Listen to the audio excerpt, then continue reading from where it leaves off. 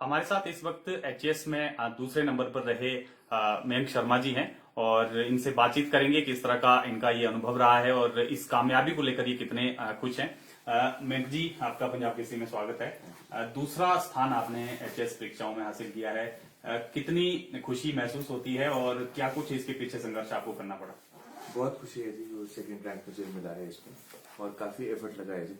Overall मैंने IAS के भी एग्जाम्स दिए हैं, एचएएस के भी दिए हैं। तो आईएएस के 3 अटेम्प्ट और इसके 3 अटेम्प्ट के बाद फाइनली अब मुझे सफलता मिली है। बहुत खुशी है इस बात की। कितने घंटे आप स्टडी करते थे, अगर हर रोज की बात करें? कितना टाइम आप स्टडी को देते थे और किस तरह से, क्योंकि आप एडवोकेट हैं पेशे से, तो कितना टाइम निकाल पाते थे? 10 से 12 घंटे का पूरा दिन का रहता था जी मेरा पढ़ने का। और जैसे एचएएस की डिमांड है कि मल्टीपल सब्जेक्ट्स हैं, जनरल स्टडीज है, ऑप्शनल है, तो मेरी कोशिश रहती थी कि 12 घंटे में दो घंटे पढ़ के सारे सब्जेक्ट्स कंप्लीट किए जाएं। और ऐसे ही पूरे दिन में चलता था जी। और एडवोकेट की जो मैं प्रैक्टिस भी साथ साथ में कर रहा था, उसमें मेरे ब्रदर का भी काफ़ी कंट्रीब्यूशन है। वो भी प्रैक्टिसिंग एडवोकेट है, तो कुछ काम वो देखता था, उस टाइम वो टाइम निकाल के मैं पढ़ाई कर लेता था। तो ऐसे ही कुछ टाइम पूरे दिन में निकाल के एवरेज 9 से 12 घंटे पढ़ता था और उसकी वजह से आज सक्सेस मिली है जी। प्रशासनिक सेवाओं की तरफ आपका रुझान जो है क्यों आया? क्योंकि आप पेशे से एडवोकेट हैं, फादर साहब भी एडवोकेट रहे हैं, जज रहे हैं, तो इस तरफ क्यों आपका रुझान आया? ये मेरे दादाजी की भी विश थी जी। उन्होंने सेक्रेटरीट में काम किया है और मैंने इन सब्जेक्ट्स को जब पढ़ना स्टार्ट किया, उनकी गाइडेंस में पढ़ना स्टार्ट किया, तो शुरू से ही एक इंटरेस्ट बना इस तरफ। और एक और बहुत बड़ा रीज़न है कि लोगों की सेवा करने का बहुत अच्छा मौका है ये इस प्रशासनिक सेवा में आके। तो ये सारे दोनों बातें रही जी मेरे इस पूरे फैसले की तरफ कि मुझे प्रशासनिक सेवा में जाना है जी। कोविड का भी आपको फायदा हुआ क्योंकि लॉकडाउन रहा काफी समय तक, कोर्ट्स भी बंद रहे, तो आपने वो जो टाइम था वो यहाँ यूटिलाइज किया? बिल्कुल जी, कोविड का मुझे थोड़ा फ़ायदा मिला है क्योंकि कोर्ट्स बंद थे। तो उस टाइम पे ज़्यादा पढ़ाई करने का मुझे वक्त मिल जाता था और उसमें फिर मैंने जितना मैक्सिमम हो सका टाइम निकाला और पढ़ाई की, और उस वजह से इस बार मुझे सक्सेस मिल गई है। इस कामयाबी में जो फैमिली मेंबर है आपके, माता जी हैं, पिताजी हैं, उनका कितना कंट्रीब्यूशन है? क्योंकि आप जिस तरह से एडवोकेट हैं पेशे से, काम में भी जाते थे, स्टडी भी करते थे, तो कहीं ना कहीं फैमिली का कितना कंट्रीब्यूशन आप मानते हैं इसमें, पूरी जो इस कामयाबी में? बहुत कंट्रीब्यूशन है जी, काफ़ी ज़्यादा कंट्रीब्यूशन है। मेरे मदर ने ये हमेशा इंश्योर किया है कि मैं टाइम पे मील्स लूँ। उन्होंने मोटिवेट किया है कि हमेशा फेलियर आ रहा है, कोई बात नहीं, हम आपके साथ हैं, आप तैयारी करिए अच्छे से। और मेरे फादर का भी, वो मेरे लिए बहुत इंस्पायरिंग फिगर हैं जी। वो पहले जज थे, उन्होंने ऐसे इसी कमीशन का एग्ज़ाम निकाला है। तो उनके एज अ रोल मॉडल में उनको देखता था, वो मुझे मोटिवेट करते रहते थे और उनकी मोटिवेशन की वजह से ही मैंने इतनी पढ़ाई की और फाइनली सक्सेस मिल पाई है जी। कोचिंग भी आपने इसके लिए ली या घर में ही स्टडी की?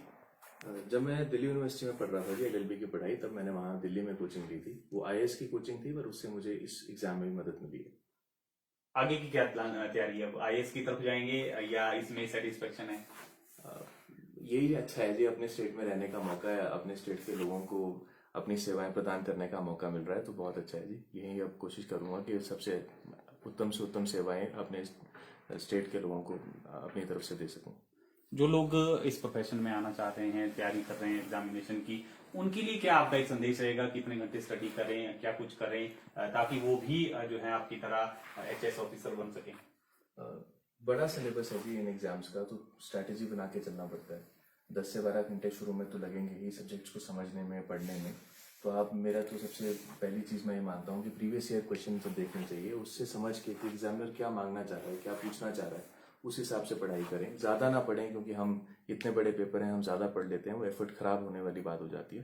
प्रीवियस ईयर क्वेश्चन देखें, उस हिसाब से समझें और आंसर भी लिखें। मेंस का डिमांड है कि आंसर राइटिंग होनी चाहिए, तो आंसर भी लिखें, अपने आप को देखें कि मैं आंसर ठीक लिख पा रहा हूँ कि नहीं लिख पा रहा हूँ, उसमें क्या वो चीज़ें हैं जो एक, जब हम कमीशन उसको चेक करेगा तो क्या उसको वो ठीक लगेगा नहीं लगेगा। तो ओवरऑल ऐसे चलना चाहिए जी। पढ़ाई भी इंपॉर्टेंट है और परफॉर्मेंस भी इंपॉर्टेंट है, तो दोनों तरफ आपको बराबर फोकस रखना पड़ेगा इस एग्जाम में।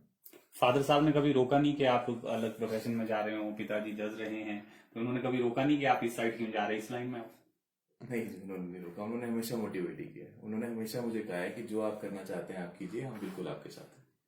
और जिस तरह से अब कुछ ही दिनों में आपकी तैनाती भी हो जाएगी, क्या आपका एक पहला जो आप काम करना चाहेंगे एज एस टीम, क्योंकि आपकी तैनाती होगी, आप क्या एक माइंड सेटअप लेकर चल रहे हैं कि किस तरह की सेवाएं करेंगे? किन किन जो माइंड सेट होता है कि मैं सबसे पहले ये काम करूंगा, कुछ इस तरह का दिमाग में है? एसडीएम के जो मुझे 3 अच्छे फंक्शन पता है वो लॉ एंड ऑर्डर की तरफ है, रेवेन्यू की तरफ है और पॉलिसी इंप्लीमेंटेशन की तरफ है। तो इन तीनों एरियाज में मेरा फोकस रहेगा कि लॉ एंड ऑर्डर भी बना रहे, रेवेन्यू एडमिनिस्ट्रेशन में जो भी काम चल रहा है, चाहे पार्टीशन का है चाहे म्यूटेशन का है, वो सारे काम टाइम बाउंड मैनर से तरीके से होने चाहिए। और पॉलिसी इंप्लीमेंटेशन, चाहे वो गवर्नमेंट ऑफ इंडिया की पॉलिसी है चाहे वो गवर्नमेंट ऑफ हिमाचल प्रदेश की पॉलिसी है, वो बेस्ट से बेस्ट रिजल्ट्स के साथ लोगों को बेस्ट से बेस्ट सेवाएं मिले और उसका लोग फायदा उठा सकें। आपके पिताजी और माताजी भी हमारे साथ हैं, इनसे भी बात कर लेते हैं। सर, बेटे ने एचएस क्वालिफाइड किया है, कितनी खुशी का पल है आपके लिए, और क्या कुछ आप इस तरह का माइंड सेटअप बना के चले थे कि बेटा जो है प्रशासनिक सेवाओं की तरफ जाएगा, क्योंकि आपका प्रोफेशन अलग है? नहीं, हमें ये तो पूरी उम्मीद थी कि इसको सिलेक्शन जरूर मिलेगी, लेकिन उसमें हाँ ये ठीक है कि इसकी मेहनत भी उतनी ही योगदान उसका रहा है, और बाकी इसके अलावा बुजुर्गों का आशीर्वाद तो था ही। मेहनत इसने बहुत की है, इसमें कोई शक नहीं है। रात को हम 12 बजे 1 बजे उठ के भी देख रहे हैं तो ये पढ़ रहा होता था, तो इसकी मेहनत में कोई कमी नहीं थी। माताजी भी हमारे साथ हैं, आपका भी काफी अहम योगदान रहता है, क्योंकि खाना पीने का सारा प्रबंध आपने ही देखना है और स्टडी भी बच्चे से करवानी है। तो आपको कितनी खुशी महसूस हुई है जब आपका बेटा जो है आईएएस एचएस बन गया है? मैं तो बहुत खुश हूँ, और मैंने तो बेटे को ये बोला कि अब जितना भी हो सके लोगों की सेवा करनी है। जो नीडी मतलब कि लोग हैं, जरूरतमंद गरीब, उनकी बहुत सेवा करना। मेरे दिल में ये था कि जो मतलब जिनको जरूरतमंद लोग हैं, धक्के मतलब कि जिनको काम नहीं होते, उनकी सेवा जरूर करना, आगे आना उनके लिए, बस मेरा यही है। और मेरे दिल में भी ये होता था कि जितनी हम लोगों की गरीब मतलब कि जो नीडी लोग हैं, जितनी हम सेवा कर पाए उनकी सेवा करें। और मैं बच्चे को भी ये शिक्षा देती हूँ कि जितनी भी हम उन लोगों की सेवा कर पाए जिनको जरूरत है, उतनी सेवा करना। तो ये थे हमारे साथ एचएएस के दूसरे टॉपर मयंक शर्मा, जिन्होंने साफ तौर पर कहा है कि प्रशासनिक सेवाओं की तरफ उनके दादाजी का सपना था और दादाजी का उन्होंने ये सपना पूरा किया है, और अब वो गरीब लोगों की और जो आम लोग हैं उनकी सेवा में लग जाएंगे। साफ तौर पर उन्होंने ये संदेश भी दिया है कि जो युवा इस प्रशासनिक सेवाओं की तरफ आना चाह रहे हैं, मेहनत करें और मेहनत का जो परिणाम है वो जरूर मिलता है, रिजल्ट अच्छे आते हैं, इस तरह का इनका कहना है। तो फिलहाल के लिए इतना ही। आप बने रहें पंजाब केसरी हिमाचल के साथ।